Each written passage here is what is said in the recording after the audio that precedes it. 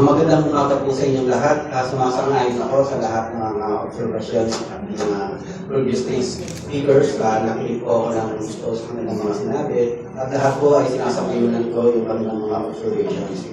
At para naman po sa akin, ito kung ipakita sa inyo, yung talagang kalagayan ng ating bansa, yung the sad state of the Philippine nation. Talagang kung nakakalungkot po talaga, dahil sa State of the Nation ng ating Pangulo, ay nakita ko po na bagaman marami siyang binabanggit ng mga datos, ay karamihan po sa mga datos na nabanggit niya ay marami pong inaccuracies.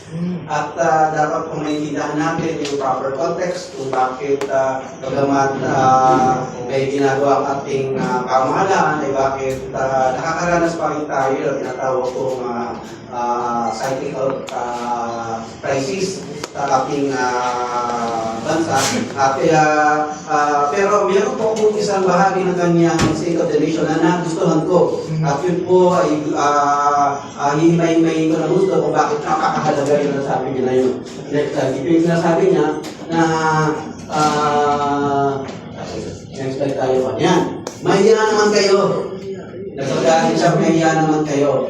Ano ba ang konteksto nito? Konteksto nito ay yung naging epekto ng bagyo sa Pilipinas at nagkaroon po ng malawakang pagbaha at gusto niyang i-account yung mga officials, mga contractors na na-involved sa mga illegal activities, kaya nagkaroon tayo ng problema sa floods. Ito para sa akin napakahalaga na tutukan natin to yung anti-corruption drive. Dahil ito po talaga ang nagpapalala ng very sad state of the Philippine nation. Next slide. Kung makikita nyo, nung natanggal po ko bilang Deputy National Security Advisor at isa sa mga unang kong sinulat ay para sabihin na ang problema po natin sa bansa natin, ang threat to our national security ay hindi po nagagalit sa West Philippine Sea, hindi po nagagalit sa ibang bansa.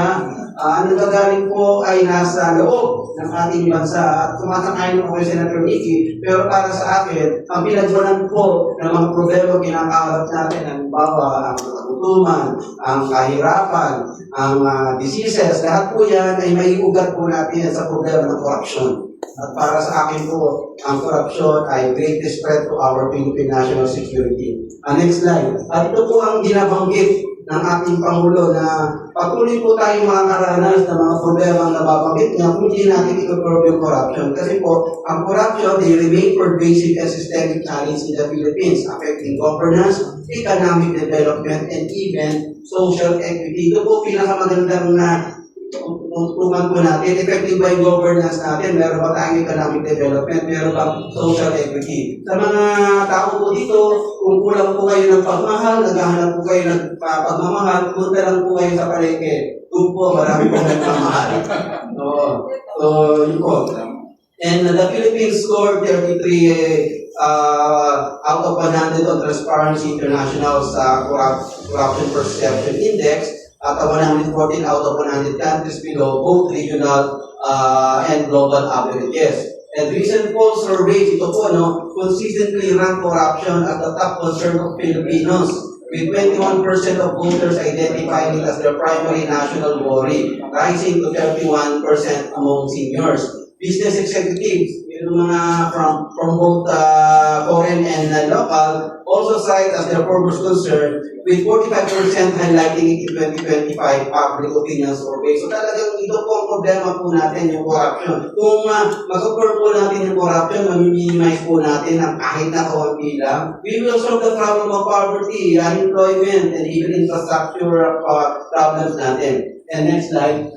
The Philippines has faced challenges in implementing anti-corruption laws with prolonged delays in prosecuting corruption cases and perception of impunity for officials accused of corruption and even human rights abuses. Kaya ito, tututukan ko si Presidente talaga kung gaano siya katungkol sa kanyang sinabi sa State of the Nation na papanagutin niya yung mga taong responsable sa flood control program po natin. And according to the U.S. State Department report, the government has not effectively implemented laws to punish corruption by public officials. So, mismong kaalyado na natin nagsabi na disappointed sa ating anti-corruption na performance. And anti-corruption measures para po sa akin require sustain political will. Hindi lamang to pang State of the Nation address, kailangan po ng sustain political will in order to reform bureaucratic institutions. Kailangan po natin ng bureaucratic reforms.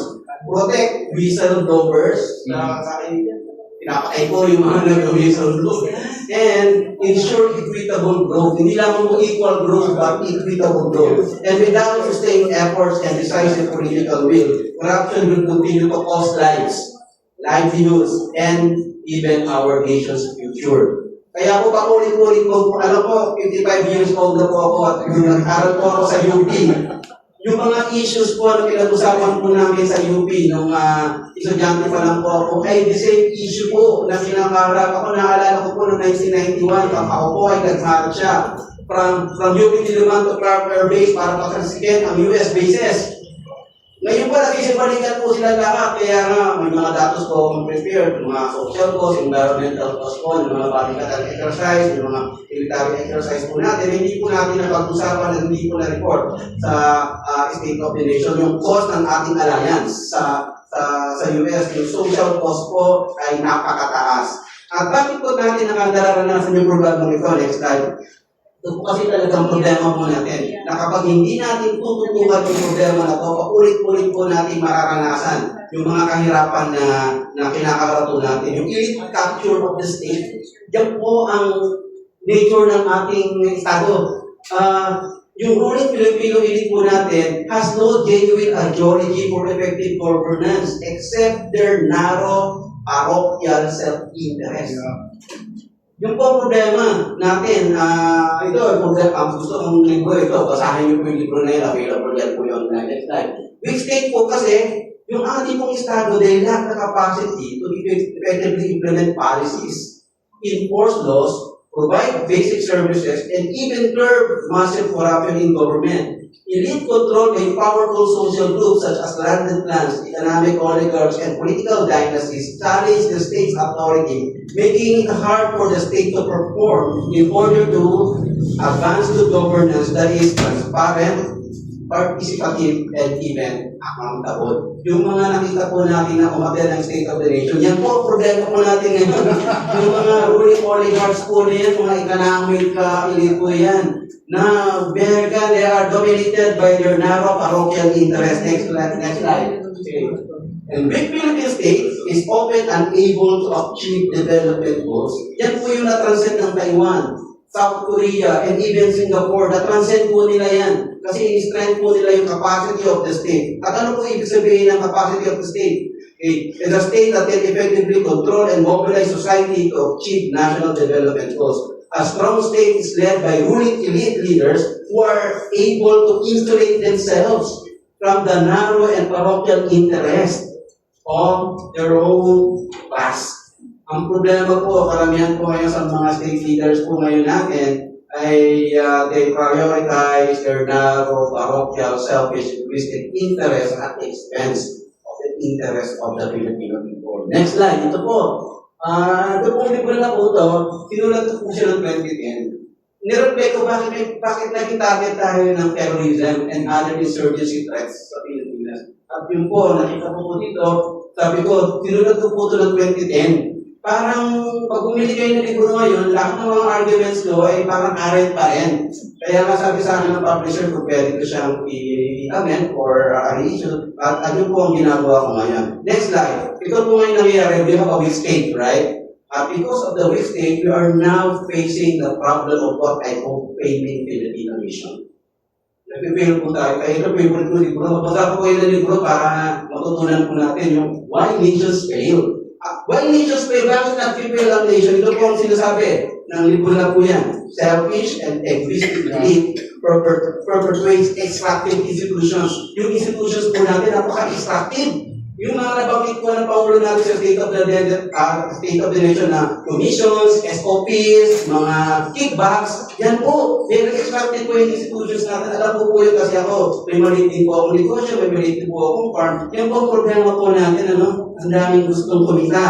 And this prevents citizens to participate and benefit from economic activities. Entitled elite privileges, fellow elites, entitled elite privileges, fellow elites, exacerbating poverty, where the rich gets richer and the poor gets poorer. Alam niyo sa akin ito. O kaya nga, ako, reflection ko po ito, college pa, pinag-usapan na namin ito ngayon. Still relevant in our current times. Next slide. But countries, next slide, ito po, meron pong hope po tayo. But countries with inclusive, rather than extractive political and economic institutions are the ones that succeed and survive and prosper over the long term. Yan po ay pinag-aralan po yan ng libro na to, Why Nations Fail and Why Nations Rise. Yan po. And last note, ito po yung mga sinusunod ngayon ng libro, Political Security Indication of Artificial Intelligence, Big State, Failing Nations. Yan po yung reflection of my 35 years of academic experiences reflecting on our current situation. Thank you very much for your attention. Thank you very much, Doctor. Thank you very much. Thank you very much. Okay.